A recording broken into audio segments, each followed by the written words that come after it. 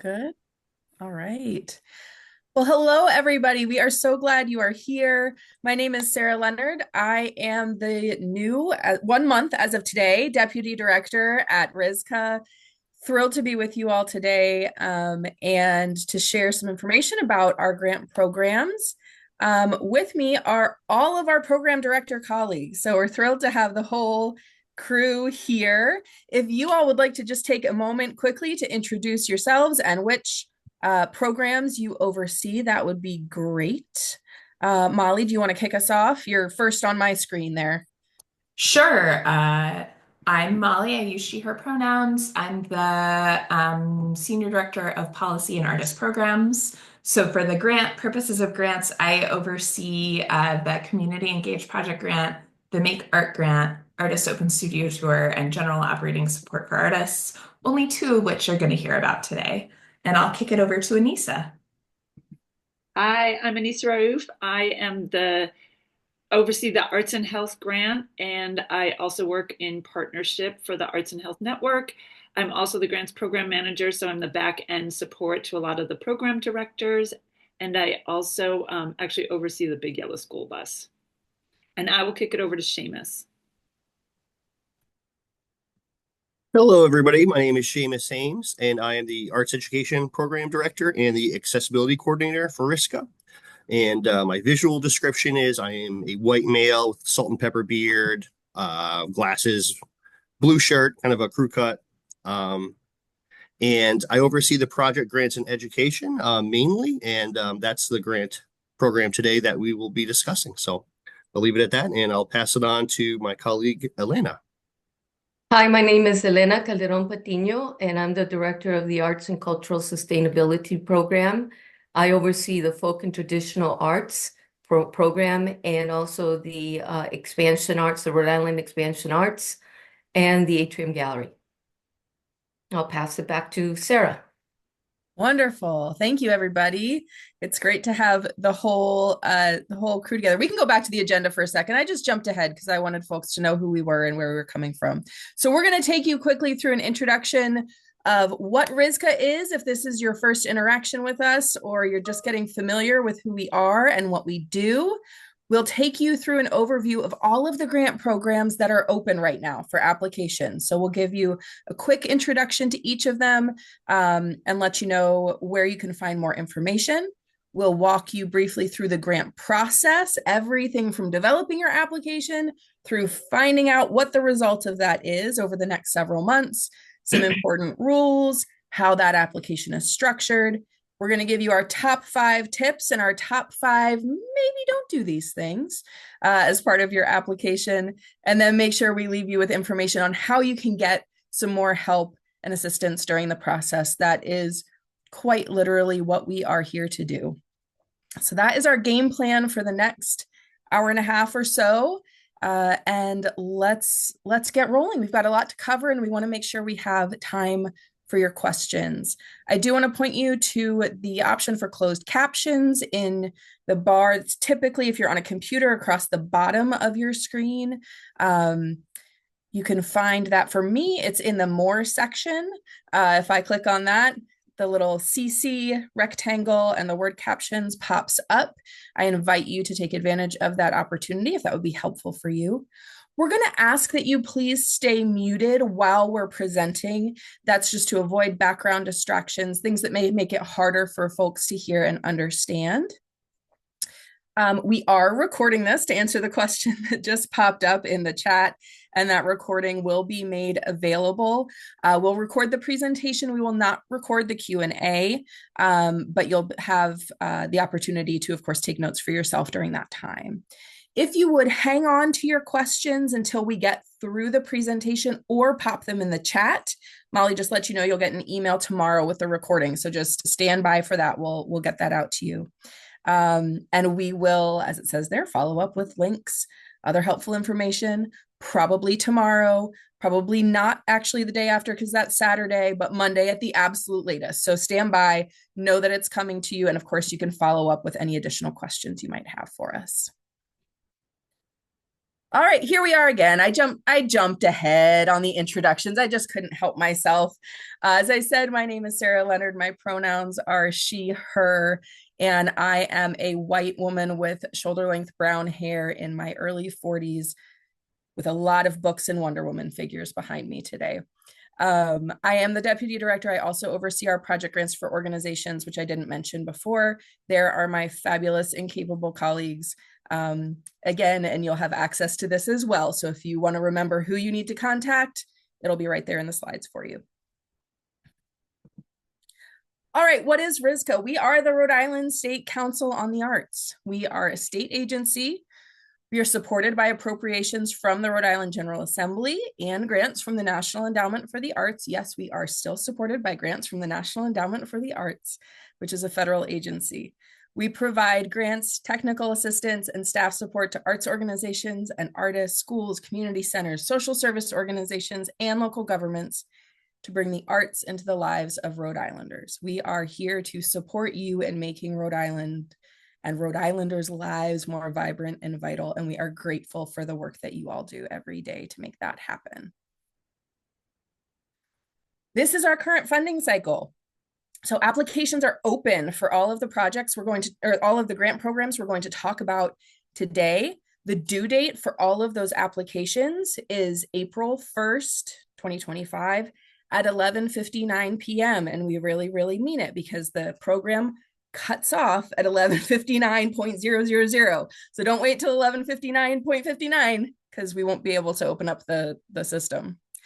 This is for projects happening July 1st of 25 to June 30th of 26. Okay, so those are the dates where the work on your project needs to be taking place for this funding opportunity. Tentatively, we expect to send notifications out mid-June, and then final reports on these will be due July 31st of 2026. All right. So here is what is open now, and we're going to walk you through each of these. Our Folk and Traditional Arts Fellowship and Apprenticeship programs, our Make Art Grant, Community Engaged Project Grants for organizations, Arts and Health Grants, and our Project Grants in Education. So you heard a lot of those mentioned as my colleagues introduced themselves, and we will all help you get to the help that you need. So always feel free to reach out, but by the time we finish up today, you'll know who that first point of contact is for each of these. All right, now we're going to walk you through them, and we're going to get started with my colleague, Elena. Yes, hi. The Folk and Traditional Arts Fellowship, I'm going to tell you a little bit about that. But first, folk and traditional arts are defined as those artistic practices which are community or family-based and express the community's aesthetic heritage and tradition. The grants provide support to individual folk and traditional artists who demonstrate the highest skill and accomplishment in their craft. The Folk Art Fellowships, we award 2 grants per year, one for $7,000 and one for $3,000. The application is a lot easier, but it's also more competitive because there are only 2 grants in this fellowship grant. Next slide, please.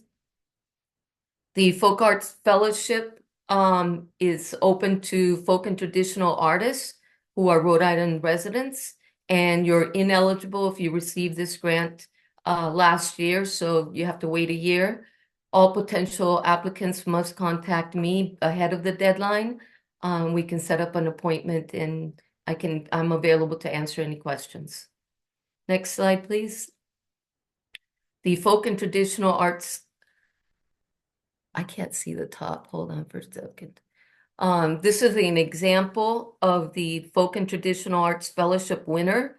This is a wonderful master artist named Native American artist named Alan Hazard, and he's a specialist in quahogs. Next, this is Leslie Panera, another example of a folk art fellowship winner, and she's an experienced dancer and teacher of 5 regional Bolivian folkloric dances. She has over 31 years experience. She's taught over 150 students in Rhode Island, and she teaches the history and significance of the dance steps, the music, the costume attire. Tincun, which is one of the Tincun, which is one of the dances of Bolivia, began as a form of ritualistic combat in the Quechua language, and it means meeting encounter. During this ritual, men and women from different communities meet and dance and begin the festivities by dancing. Leslie is not only the folk and traditional master artist in these dances, but she's also leads the Bolivian American Folk Festival, which happens every year, and they have like 15,000 people in attendance. Next slide, please. The Folk and Traditional Arts Apprenticeship Program. The apprenticeship programs are designed to foster the sharing of traditional artistic skills between a mentor and apprentice who are already familiar with the genre, and provides individual folk and traditional mentor artists and the apprentice who want to share a common cultural heritage. The award amounts are up to 7,000, and we usually have anywhere from 6 to 8 awards. Next slide. And this is an example of the feather mandala that you see here. Is another folk and traditional artist. And the folk and traditional apprenticeship program is open to Rhode Island residents, traditional artists who are Rhode Island residents, and you're ineligible if you receive this grant for 3 years in a row. And in this, you also have to contact me ahead of the deadline. And we're going to give you some examples.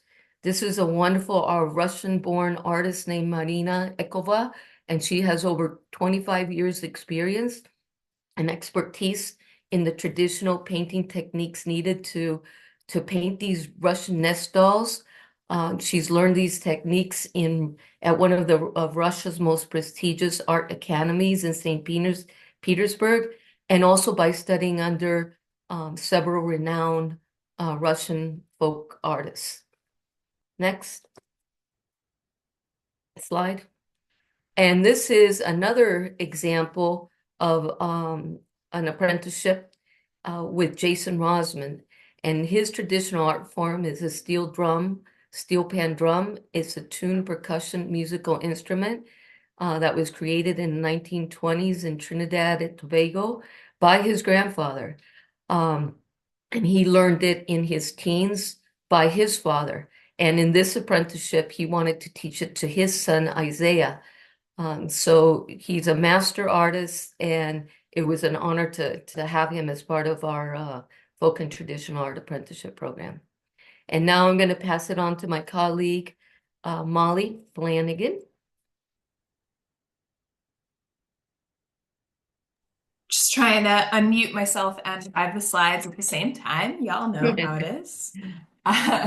So the Make Art grant is really what it sounds like.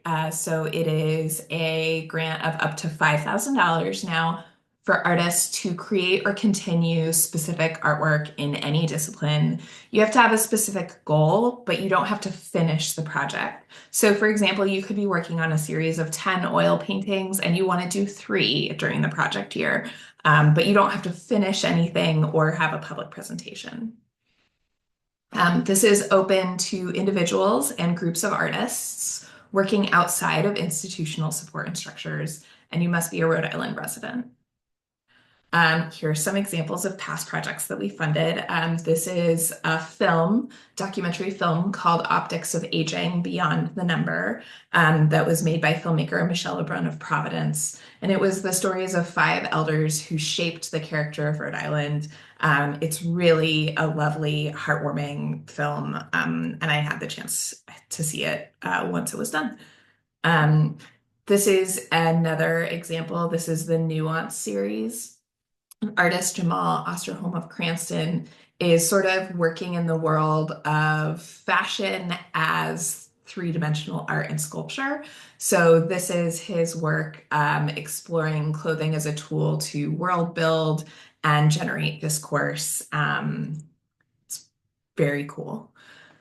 The next grant I'm going to talk about is the Community Engaged Project Grant, which is up to $5,000 for arts and culture projects that directly and actively engage non and new artists. And the project should be interactive and include making or learning about art.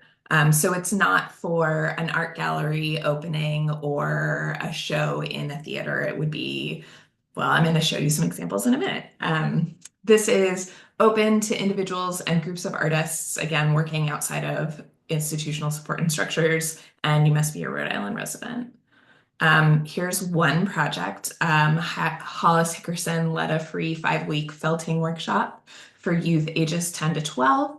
They learned about the creative process alongside different felting techniques. And at the end of each session, because you weren't required to attend all of the sessions, they took away some sort of project.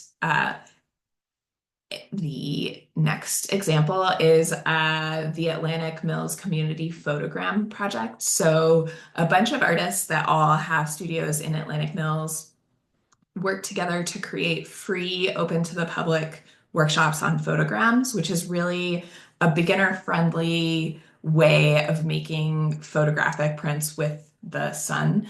And they were in a dark room, and it was really cool. Everybody brought like their own weird stuff and made photograms out of them. And I will say, yes, these art grants also include music. They are the Make Art Grant and Community Engaged Project Grants are for art of all disciplines, which includes things like poetry, music, choreography, visual arts. We define it pretty broadly.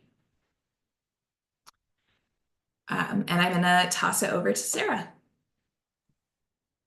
All right. Well, I'm just getting really jazzed and excited listening to all of these incredibly cool project descriptions. I hope you are too. I hope it's getting your creative juices flowing.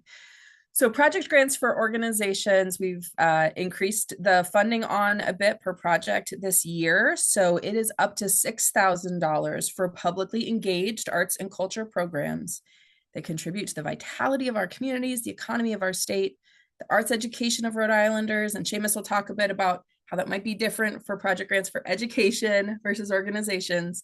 But nonetheless, there can be an educational component here. And our quality of life. And as with any of these, if you have questions later about, oh, do I fit better here or there, please reach out to us and we can help you suss that out. All right, so this is open to nonprofits that are registered in the state of Rhode Island, or if you are not a nonprofit, you will need to be fiscally sponsored by a nonprofit. And there's more information about that available on our website. Here are a couple of organization grant examples from the past. So this is the Rhode Island Cape Verdean Heritage Subcommittee. Their Independence Festival drew over 8,000 people. Festival activities, some of you may have been there. Festival activities include cultural exhibits, children's activities, wonderful ethnic food, music from local and international Cape Verdean performers. One of the features of the project grants for organizations is that they can have very broad reach like a festival, or they can have deeper reach, still very much community engaged, but deeper reach for maybe fewer than 8,000 people. Another one that we are so thrilled to have supported is Tenderloin Opera Company, an advocacy music and theater group whose members include currently and formerly unhoused people and advocates for them.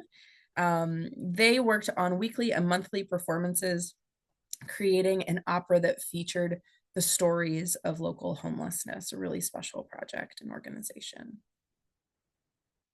And now I'm going to pass it to Anissa to talk about the Arts and Health Grant program. Great. The Arts and Health Grant grants up to $7,000 to support non-clinical arts programs and artist residences in health-based or community spaces with an intended health or public health benefit. And this amount, for some people who are familiar with this grant, has actually gone down a little. In part of our restructuring, we're redistributing the funds that we have because they are at the same level as before. And this requires, so this grant also requires consultation with a health professional or subject matter expert. This grant is open to nonprofit organizations based in Rhode Island or groups that are fiscally sponsored. This may include health-based, social service, community-based, or arts or cultural organizations. So I'll just remind people that this is actually open to the organizations. And even though arts is integral to this grant and artists are very involved in the projects, the applicant will actually be the organization. Next slide. An example of one of our past grants, which was from Butler Hospital. It was a hospital self-portrait of mental health and belonging. The artists involved were Wendy Grossman and Laura White Carpenter, and they worked with patients and staff who created self-portraits that were displayed in the hospital lobby as a community self-portrait. The written prompt that participants responded to was, how do you wish to be seen as part of the hospital community? And they really invited everybody at every level in the hospital to participate. And here's an example of one of the collages, and the quote underneath says, "Depression does not define me. I'm a beautiful, strong, resilient, a survivor, and a bad witch. Never doubt my beautiful mind. I will never give up, and I have learned to ask for help." This is really amazing. They really had lots of participants, and the lobby was filled with different collages. It was really amazing. Next slide. Another example of one of our funded projects was from the Haiti ID Chafee Center. This was an intergenerational arts program that offered experiential movement and theatrical workshops for senior staff, families, community members. It also involved Brown, their undergrad and graduate and medical students, which was really amazing in the intergenerational component and also the learning process for students. And the workshop included all elements of a traditional dance class, warm-ups, dance combos, improv, role-playing, and performance opportunities. The artists involved with this were Rachel Balaban, Barry Marshall, and Laura Bennett. And as Molly mentioned with her grants and with many of them, when we think about the arts, it's really expansive of what we mean and define. Sometimes people will say to me, is arts just painting? And especially with arts and health, sometimes people have a narrow view. And it really means music and movement. And there's really, if you have questions, it really, arts is a broad encompassing piece. Next. I will pass it off to Seamus. Hello, everybody. I'm Seamus here again. I'll give you a little bit of information about the project grants for education. These are offer up to $7,000 for organizations and up to $5,000 for individuals for projects that engage students in rich and meaningful artistic experiences in dedicated learning environments. Just to kind of be specific about that, it's kind of support specifically projects with pre-K through 12 students. And as Sarah was mentioning, I guess the main difference between this and a project grants for organization would be that there are 8 hours of contact time required during the project, and between the teaching artists and the students, and you also have to refer to some national core art standards. And these project grants are open to nonprofits that are registered in the state of Rhode Island, or groups that are fiscally sponsored by a nonprofit, units of government, or individuals partnering with a classroom teacher. Some examples of some successful project grants in education, PGE grants as we call them. These were from last year, the Metropolitan Regional Career and Technical Center in Newport. Their project was that students were gaining hands-on experience in the Newport Art Museum's clay studio, connecting social and empirical reasoning to their art practice while making real-world connections. The teaching artist in that project was Holly Sullivan, a former Met School student and a ceramic artist. And the next example we have here is from Davisville Middle School, and where students spent about 6 months learning about the geography of Asia and Africa through hands-on activities, culminating in a Silk Road market and shadow puppet show. And the teaching artist you see in the image there is Jayshree Bala Rajamani, and among many other artists as well that were involved in that.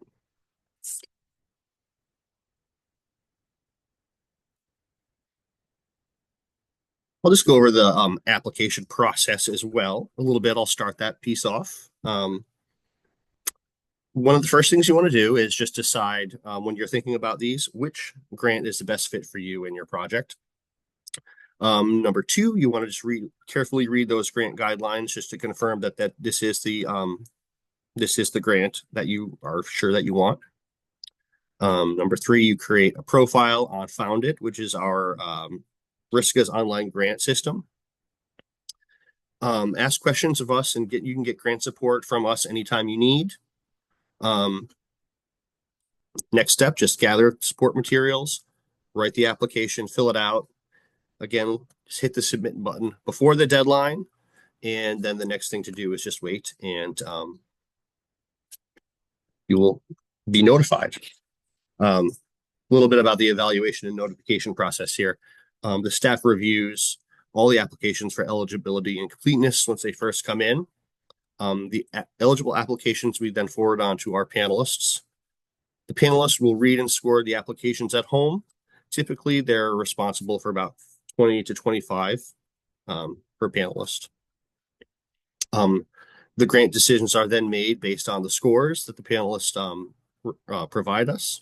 The highest scoring applications are awarded full funding, and the applications are recommended by the panel for funding but are not the highest will enter into a lottery process.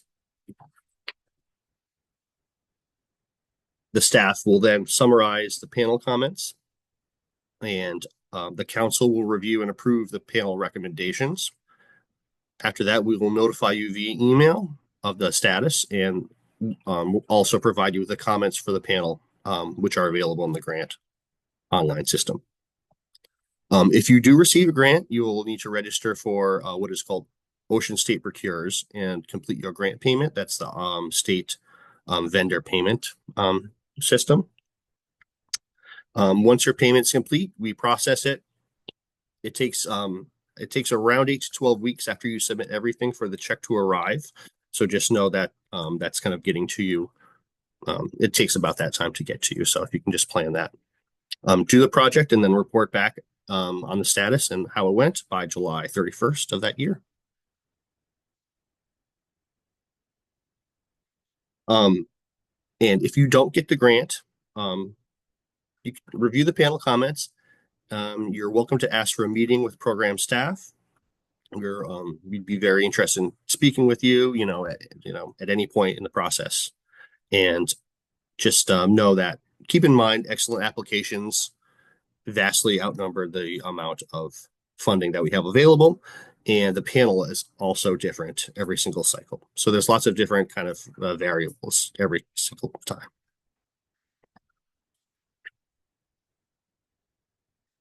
Just a little panelist overview. Most grant programs, they have 5 panelists. A minimum of 1 panel member will be a practicing artist in every group. They are all engaged in arts and culture in some way, and they all primarily live or work in Rhode Island. Although we do use out-of-state panelists for general operating support for artists to make art grant and the folk and traditional arts fellowships and apprenticeships. All the panelists are over the age of 18. Folks can serve on a panel once a year for 2 years, but then take a year off. Panels they serve on in a 2-year period must be for 2 separate grant programs. All panelists participate in the 2-part training, one on logistics and the grant program and one on implicit bias. And just a reminder that RISCA staff do not make funding decisions or evaluate the applications other than checking for the eligibility. We're always looking for people to serve on panels, so please let us know if you're interested.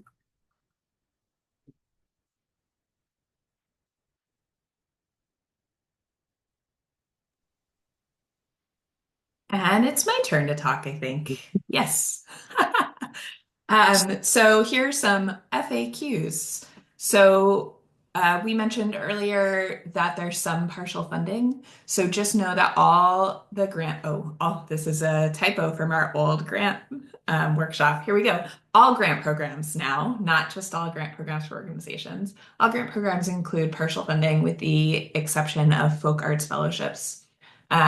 This means that the top 3 to 5 projects might receive the full amount that they request, but most grantees will receive partial funding.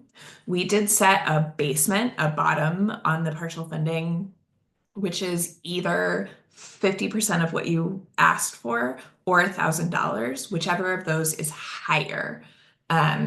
If your project is partially funded, you can and should scale it back, keeping within the spirit of the application. So if you applied to do 8 workshops and you got 80% of your funding, you could do 6 workshops instead, something like that.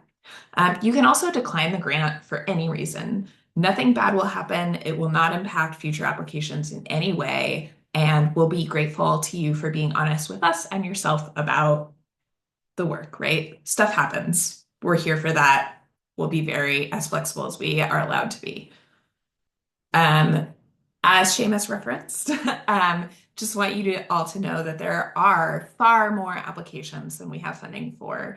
In some programs, like typically Make Art Grant, less than 20% of the applications are funded. And we want you to know that basically it's not you, it's our budget. There are always way more really good projects than we can fund.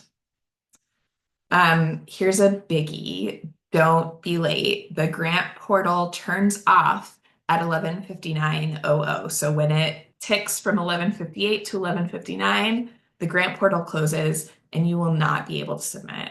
And we do not accept late applications for any reason. So I always recommend that you hit submit at the latest, like 5 minutes ahead of time. And this is because something might have not attached properly. You might get an error message, right? And then you have a tiny bit of time to scramble and fix it. Whereas if you're hitting that submit button at 11:58 and it rejects it, you don't have time to fix it.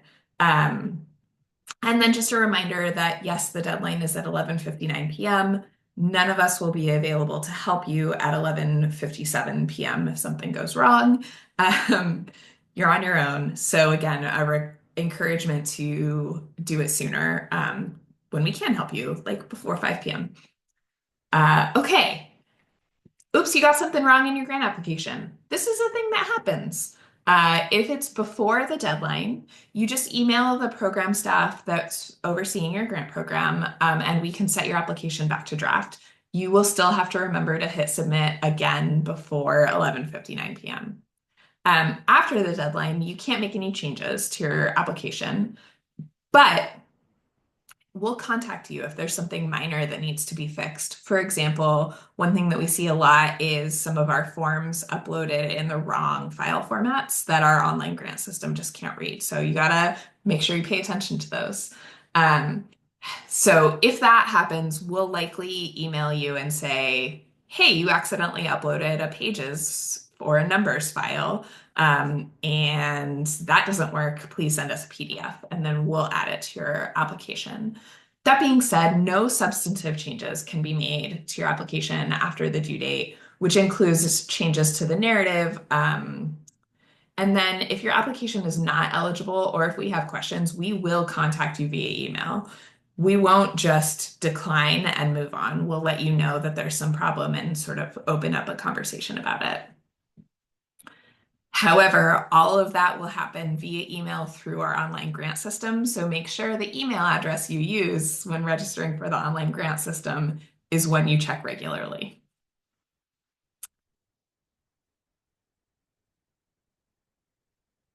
I think this is Anissa. Is it me? Oh, cool. Evaluation. Sorry, y'all. Still working out the kinks of the new one. Okay, so every grant has evaluation criteria. If you are not new to RISCA, you may be familiar with in the past, we had these really beefy, giant rubrics that were hard to read and really confusing. All of that is gone now.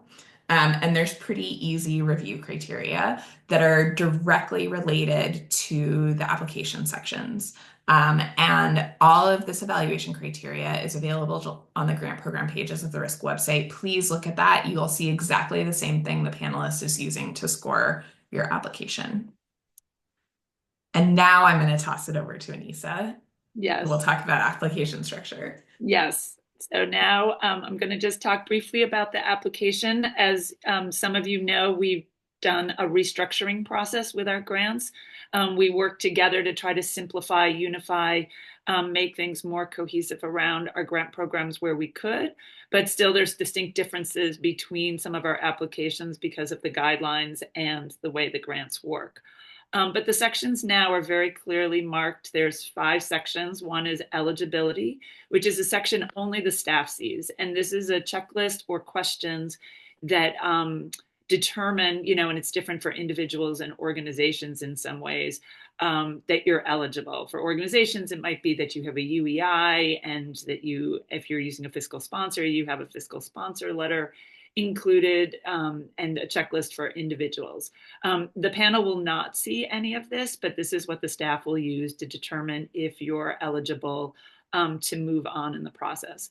The next section is logistics, artistic vibrancy and impact, and program specific.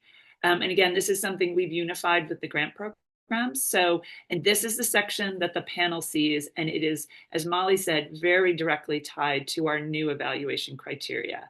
And when you look at the grants, you'll see how easier it is to understand for the applicant as well as the panelist. So the section for logistics is really about the who, what, where, when, very clearly with check boxes or simple fields to fill in. And so it makes it easy for the applicant to tell us about that, and for the panel to understand who are you serving and when is it happening.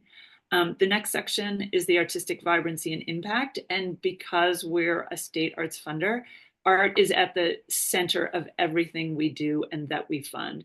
So this really is asking, depending on the grant program, maybe a couple narrative questions to get at the impact of the artist and what that is in relation to that grant.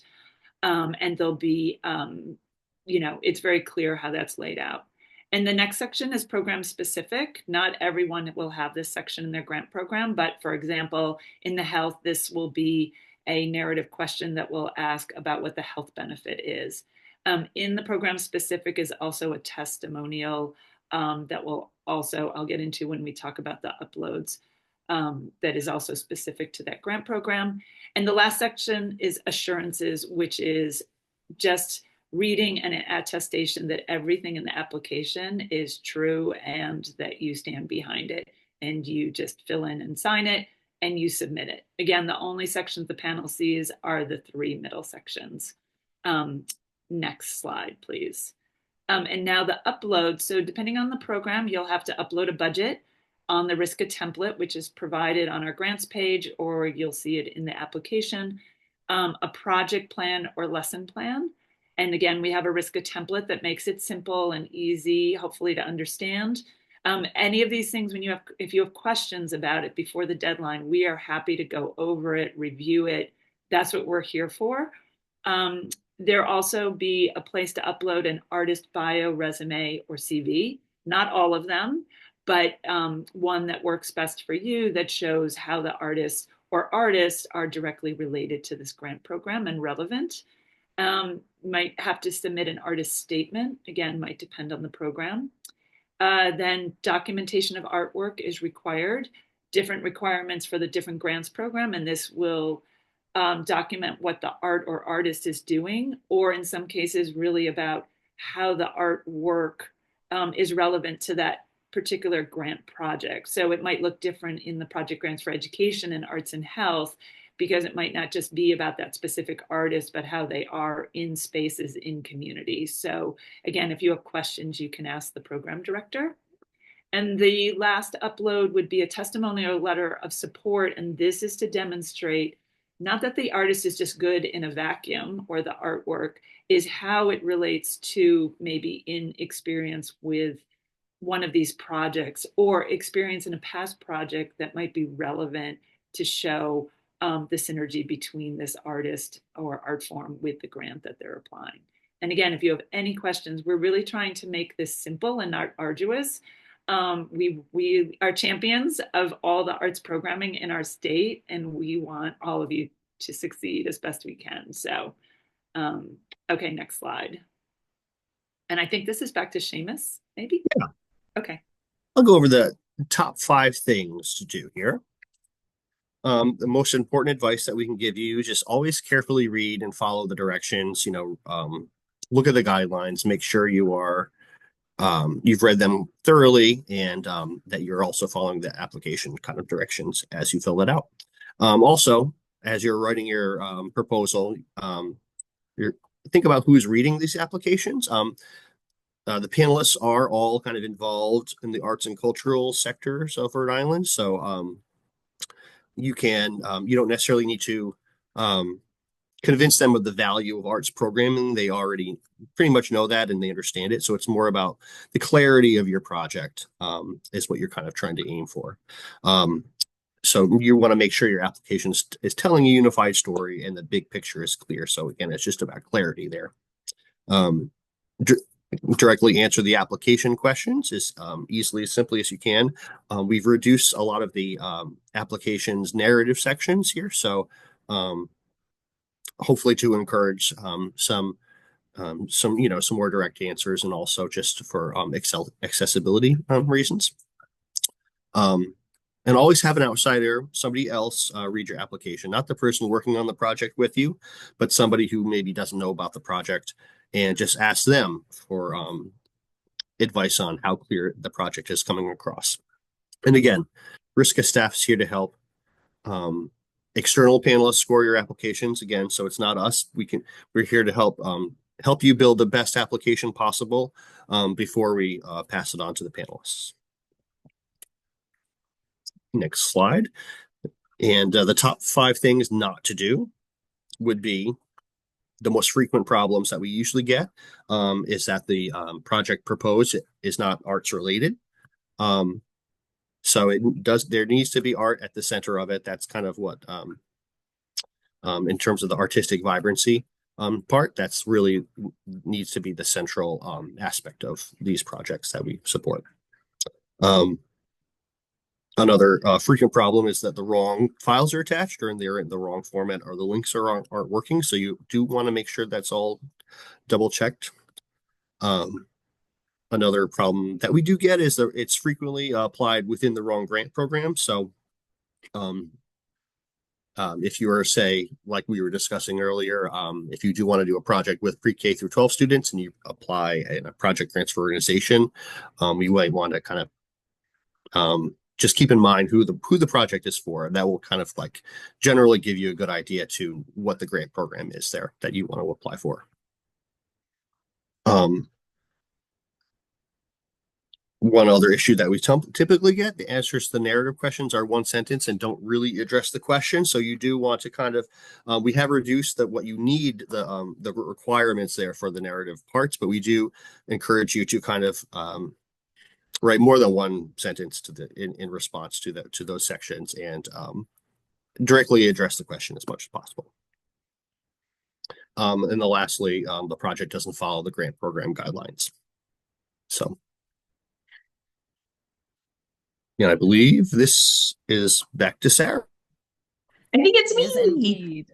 All right. So where can you find more help? arts.ri.gov. If you go to our website, you'll see grants up there in the navigation toolbar. You can click on that, choose the program you want to learn more about. And on the right side of each of those pages, you're going to find the grant guidelines. You're going to find the review criteria. You're going to find all those good things that we referenced earlier. By all means, refer to this recording once you have it. We also have other webinar recordings and videos on YouTube. Many of us will be doing grant application walkthroughs for our programs, and as those are completed, you'll be able to find those videos there too, if I'm not mistaken. Yep, Molly's giving me a nod. Yes. Okay, super. As I mentioned, we're going to have application walkthrough webinars. Yes, thank you. Look at that. They're popping up in the chat right now. You can register for those through Eventbrite. They are all free. We just want to know that you are coming. We'll walk you through those project applications. Many of us are holding drop-in office hours on Zoom or are glad to schedule one-on-one meetings.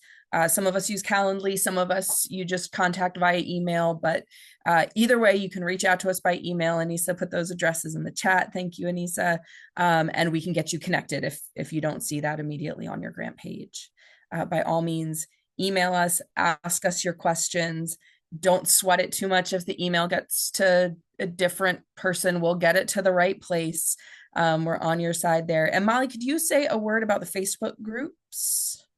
Yeah, absolutely. So we have two Facebook groups. If you are on Facebook, please join them. We have one that's called Artists and Creatives of Rhode Island, and another that's Arts Administrators of Rhode Island. And that's a place where you can ask each other for advice about things. It's also a place where it's also the main place where we are putting opportunities we see, including like workshops, other funding opportunities, reminders about events like this. So please join those groups. They are relatively active. And I think Anissa will drop the links to those Facebook groups in the chat in a couple of minutes. If not, they'll be in our follow-up email, which will come later today or tomorrow, as quickly as I can get the recording up on YouTube. Awesome. And I guess the last thing we really want to leave you with here before we go into questions is please, please, please don't wait until the last minute. We've all been there. We get it. We understand. But the sooner you can get started, the more opportunities you have to reach out to us, to reach out to each other, to get support you need, and to create the strongest application you can. As Anissa said earlier, it is our great desire to see you succeed. So please let us help you however we can in that process. And we certainly will be glad to do what we can. All right.